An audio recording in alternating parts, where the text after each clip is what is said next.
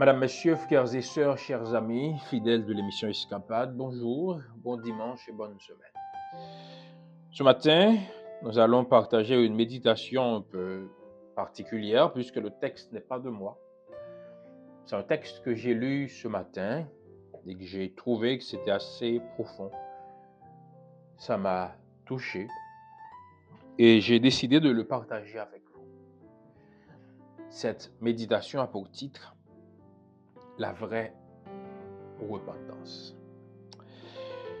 Quelquefois, la vie peut ressembler à un grand spectacle. Nous avons parfois cette impression que notre vie est un spectacle.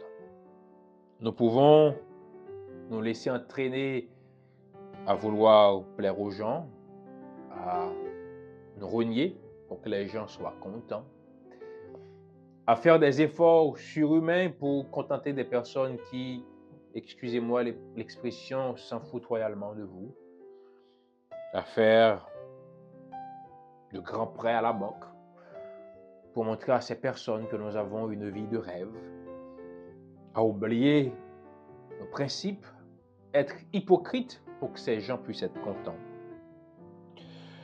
Nous pouvons nous laisser aussi entraîner à réussir, ce qui est la meilleure chose que nous pouvons faire, et à réaliser nos plus grands rêves.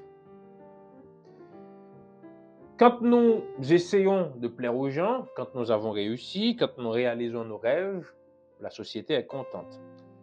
Tout le monde nous applaudit. Tout le monde dit de bonnes choses de nous. Mais bien que toutes ces choses puissent être bonnes, que se passe-t-il lorsque nous échouons? La plupart des gens sont durs avec eux-mêmes lorsqu'ils ne sont pas à la hauteur de leurs attentes ou de celles que les autres ont fixées pour eux.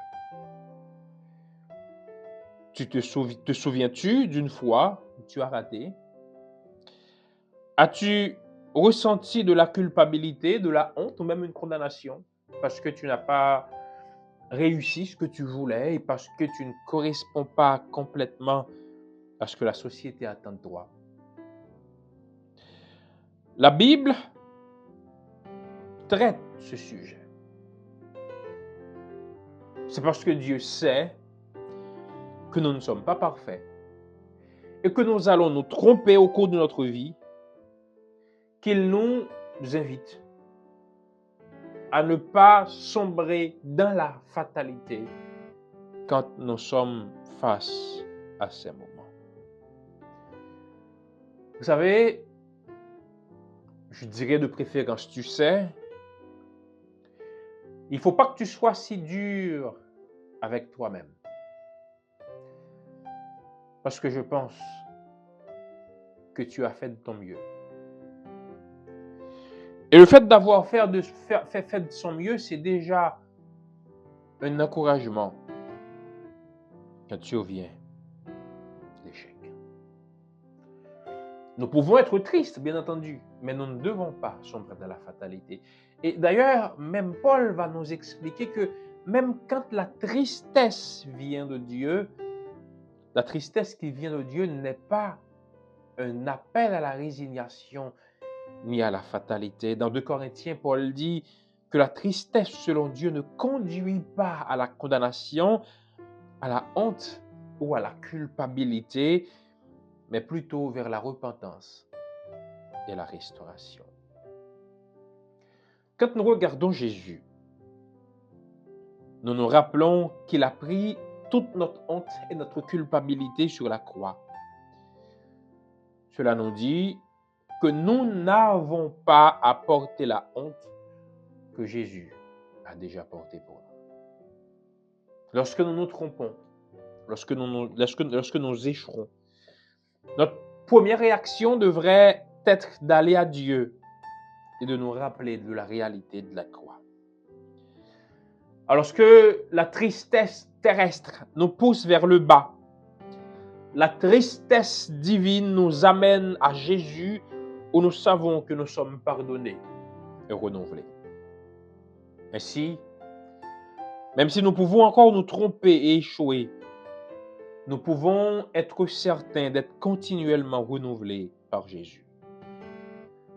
L'amour et le pardon de Dieu ne changent jamais. Je t'invite aujourd'hui à prendre le temps de réfléchir à l'amour de Dieu, à son pardon au cœur de ta vie. Rappelle-toi que tu es une nouvelle création, habitée par l'Esprit de Dieu, habilitée par l'Esprit de Dieu à marcher dans une nouvelle vie. Et ce que je t'invite à faire aujourd'hui, c'est pas moi, c'est l'auteur de la méditation qui l'invite, c'est de noter une ou deux façons de te rappeler de ces vérités tout au long de la semaine, de savoir que même quand tu échoues, Dieu, Jésus, peut te donner une seconde chance. Seigneur, merci parce que tu nous donnes une seconde chance, même dans nos échecs. Aide-nous à nous rappeler de cela tout au long de la semaine et tout le reste de notre vie, à ne pas sombrer dans le fatalisme et dans le découragement, et à toujours regarder à toi. Au nom de Jésus. Amen.